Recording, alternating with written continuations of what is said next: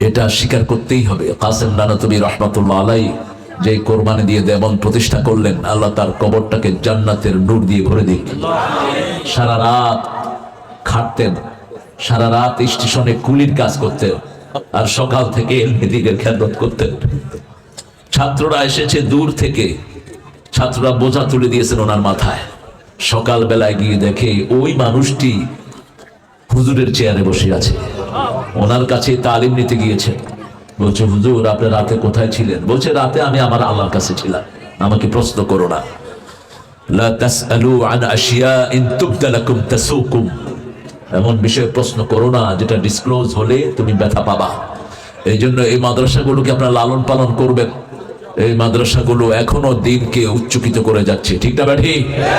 আমরা যেন এই প্রতিষ্ঠানগুলোকে লালন পালন করতে পারি, আল্লাহ তৌফিক দান করুন। এই দরসে নিজামি থেকেই আলিয়ার সৃষ্টি।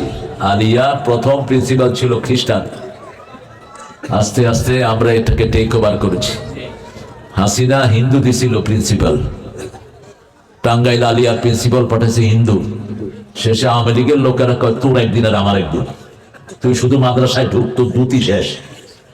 কারণ মুসলমান মরে গেলেও তেজ থেকে যায়, ঠিক না ঠিক? কালেমা কখনো মরে না, একটু দাঁড়িয়ে থাকে আর কি, কিন্তু যখনই বাহিরের স্পর্শ পায় এটা জ্বলে উঠে।